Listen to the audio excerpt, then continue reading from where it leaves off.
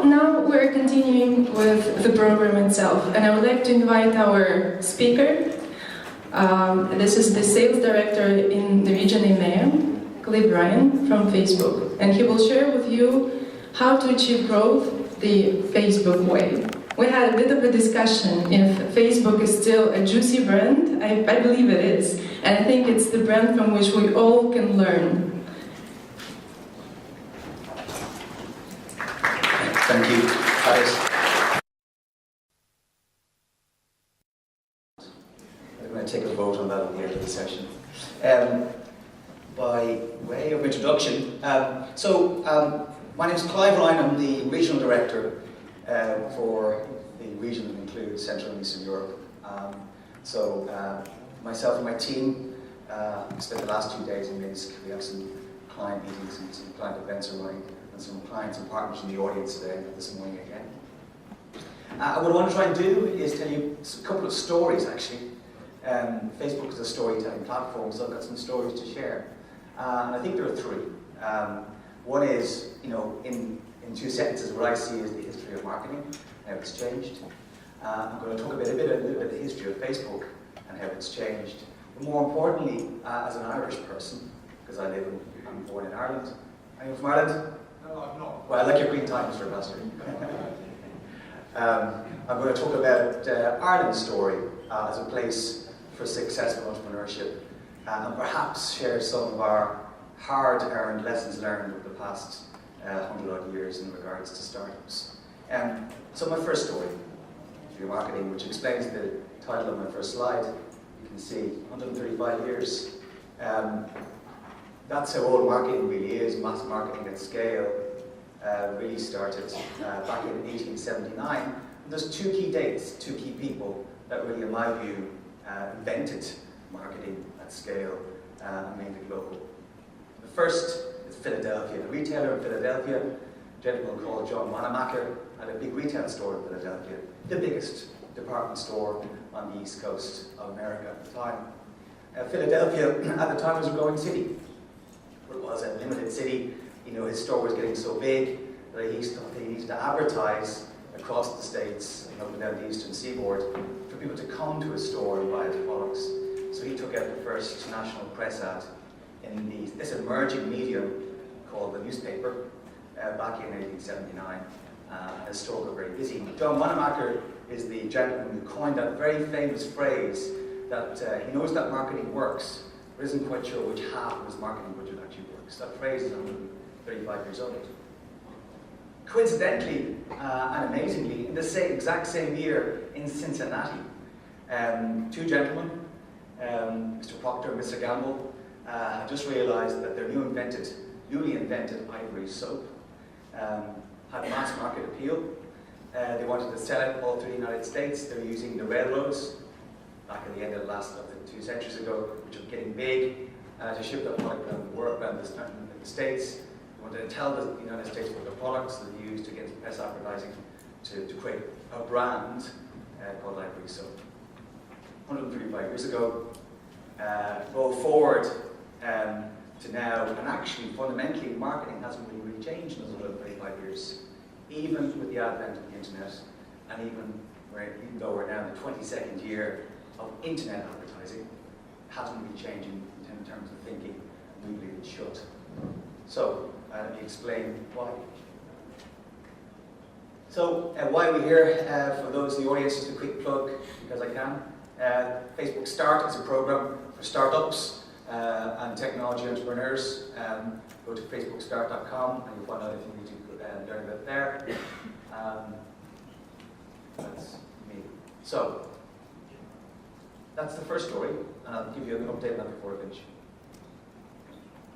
The second story is the history of Facebook. So, thank you for the plug on Facebook. I hope everyone's checked in today and posting the hashtags. What is Facebook? Facebook, as a company, started 11 years ago, in February 2004. Just passed our 11th birthday. So we are getting a bit seedy and a bit middle-aged in this tech startup scene. We're a lot different now than we were. It's not just a single application. It's not just Facebook.com. It's not just that blue app you installed on your smartphone. Facebook actually is a number of different different brands and different platforms. And that illustrates some of the things that we've actually built and acquired over the past 11 years. We've actually acquired about 38 companies. But for us, apart from Facebook, the four primary investments and the four primary ways we think communication is changing to be more personalized, and therefore why marketing is changing and more personalized at scale, is Facebook, Instagram, which we bought 2 years ago, WhatsApp, which we bought a year ago, Messenger, which is huge for person-to-person communication, and lastly Oculus, which is our bet on the future. Oculus being virtual reality, augmented reality interface, and that's how we think computing is going to go in the future. So we're not just one single brand. When you think about Facebook, the company, there's many different platforms and propositions in our portfolio. Oops, sorry, it's on the video.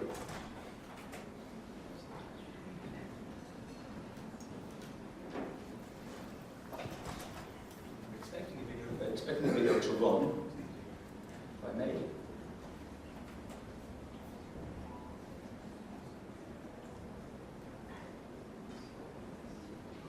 But you don't have sound.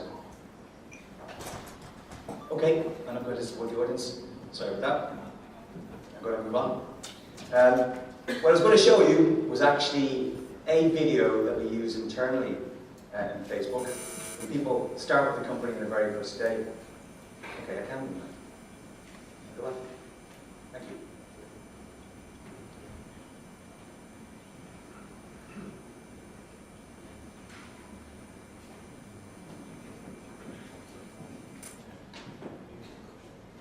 I won't.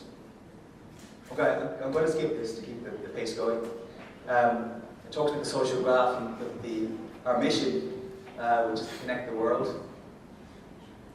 Enable sharing, which is a fundamental principle of what we're all about. And I want to show you the latest update on our progress on that mission, connecting the world and enabling the sharing. Last night, we did announce our Q1 FY15 earnings, and that's the update of the numbers. So in terms of the scale and the reach that our platform actually enjoys, you can see some of the numbers there. So every single month, 1.44 billion people use Facebook. And what I mean by that is, we know that we have about 2.5 billion people registered with Facebook through emails, and we only count active users when we actually use our service for at least once a month. So that's 1.4 billion. That's up, 13%. Put that into scale. In that year, since last year, 165 million new people use Facebook every month. 165 million. The numbers get big and get enormous. But what's really interesting is how fast that's changing to mobile. So almost 940 billion people on Facebook every single day, and the vast majority of those on mobile. And still growing double-digit percentages. So what's that saying? The world is connecting. The world is, we're in, it's very much based. But what we're most proud about is not those numbers in terms of people using our service, what happens. And the number is 6 billion. 6 billion every single day, 6 billion likes, comments, and shares happen on Facebook, and it's growing. So 6 billion from 1 billion people, and it's growing. And that level of engagement is really, really incredibly exciting. How is that happening? How is that sharing happening? This is a quote last night from Mark. He posted this. Mark Zuckerberg, our CEO and founder. He posted this on his own Facebook page. What he's really excited about is the volume of connectivity that's happening on the platform. I'm just going to show you some numbers of what that means. It's across all of the estate, all of the platforms we own and want to manage on behalf of our users. I'm not going to call out every single number. I'll talk about Facebook. You see WhatsApp, 800 million people every single month. Groups on Facebook, almost 700 million. Messenger, 600 million. And Instagram, 300 million. These are huge numbers. And the rest you can see below. The one in the middle on the bottom row is another big investment, internet.org. And that's a hugely important initiative and investment from us. And if you think about what that's about, there's 1.4 billion on Facebook. There are probably 2 billion people on the internet in total. There are 7 billion people in the world. That means there's 5 billion people not connected to the internet. Why not connected to the internet? Probably because they can't afford it. It's too expensive. They can connect, the majority of people can't connect. They just can't afford it. They can't afford to buy the phone, can't afford to charge the phone, or they can't afford to buy the data plan. So the purpose of Internet.org, that 800 million number in the center, is to provide free internet services to people who've never had connectivity in their past. And that's one of the reasons why we sell advertising, to generate capital investment to make that happen. And we just launched that in Colombia and Panama last month. That's the Facebook story. Successful and going fast, and it's a great place to work. The Ireland story. Why is an Irish guy talking to entrepreneurs in Minsk? Quickly, Ireland is the international headquarters of Facebook. We have approximately 1,200 people based there. That's a picture of offices. When you think of Ireland's story and why is Facebook of all places in Ireland? It could be anywhere. Why is it not London? Why isn't it France, Paris? Why isn't it Madrid? Which bigger cities have a bit longer history? And I have to go back to we and our nation, we're a young nation, way back at the start of the last century, where we didn't have natural resources, we didn't have any particularly differentiable asset we could actually sell.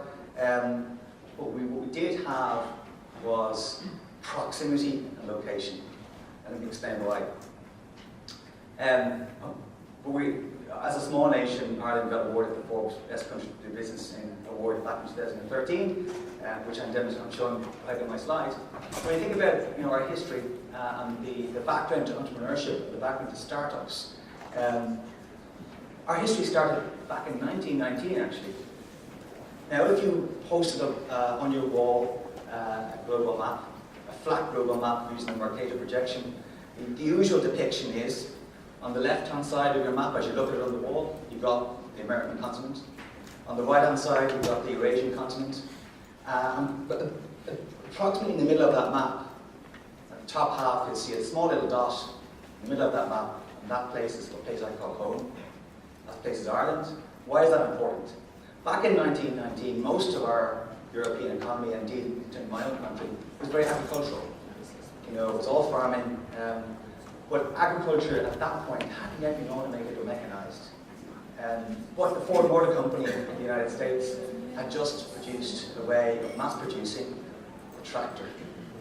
And was really selling hugely well in the United States. I wanted to capture this manual market of agriculture in Europe. But it was expensive to build tractors because there wasn't any assembly factory or component manufacturing factory in Europe. So they decided they're going to make the parts in New York and ship them to Europe. And the cheapest way of doing that was to make landfall. The first point in Europe, the first landfall for Europe, depending on the shipping route, was either Scotland, Ireland, or Cornwall. And they decided to go to Ireland because it was actually more, the shipping lanes were more reliable in terms of weather. So the first international factory for the Ford Motor Company for tractors was established in 1919. And that was the start of foreign direct investment and the start of American companies investing in that country. Roll forward to the technology industry which I work in, 1956. Very similar story. In the 1950s, business computing was beginning to be embraced as a way to better to run enterprises. And the dominant company at that time was IBM. For anyone who was around in the 50s, or can even remember what a mainframe could look like, they were big things. Big, heavy glass machines, vacuum tubes. Difficult to assemble, heavy to assemble, and expensive to assemble. The only way IBM could figure about getting a foothold in this emerging business computing market was actually, again, to manufacture the parts in New York as well, to get them to Europe. But they didn't want to ship them using marine transportation because glass tubes, vacuum tubes are fragile, and the sea is not a smooth place. So they wanted to fly their parts to Europe.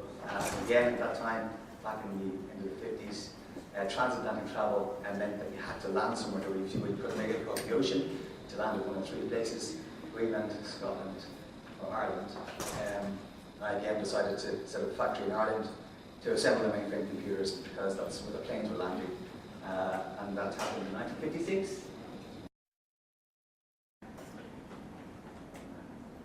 Sorry, the battery's gone dead.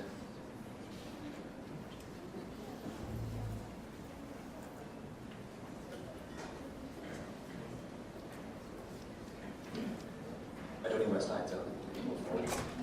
Because IBM were there, so we'll start this fast. So IBM 1956, Digital Equipment Corporation, a microcomputer company, started in the middle of the 80s because Digital were there. Intel were a microcomputer manufacturer, microcircuitry manufacturer, set up in 1984. Because when Intel were there, Microsoft came. Because Microsoft came, Google came in 2004. And then because Google were there, Facebook came there in 2009. The point about all of this is history informs what businesses do. The country I'm from is very much founded on manufacturing, which became software, which is now software, pharmaceuticals, and services. Why it works is an accident of history, accident of location, and really importantly, ecosystem. Ecosystem, the network of people, the network of businesses that exist in the location to make your business successful. And then what I really love about what the business school is doing today is establishing this ecosystem here, and the ecosystem in the world, to encourage entrepreneurship, to encourage application and technology development. And it's really nice to see this establishing ecosystem here in BEL.BIZ. So, to top and tail my presentation, I told 3 stories. The first, the story of marketing, 135 years. The second, the story of Facebook from 2004 to 2015. And I shared just some of our numbers that we're very proud of. And then I talked about the story of Ireland in terms of a venture. So, my leaving comment, if I was a venture and I was a business, thinking about how I build demand for my application or my service, I've got an opportunity to think about it in a different way. Don't think about mass marketing at scale. Don't really think about blind marketing trying to reach an audience. What we're about, what Facebook's about, is personalized marketing at scale. Being able to understand what people are doing, understand what your market is thinking of, forecasting and predicting how people want to behave and consume your product before it actually happens. And you can do that. You can do that very accurately, you can do that very, very authentically, and you can actually have a conversation with your target market, from you as a business, a new business, to each and every one of your customers on a singular basis, because you can do that today on Facebook and with our portfolios. So think about marketing. Marketing has changed. Marketing is fundamentally different. What I say, I wish you all the very best for today, for all the events that Paris and the team run with Venture Lab. We're very pleased to be able to be part of the story today, and I wish you the very, very best. Thank you.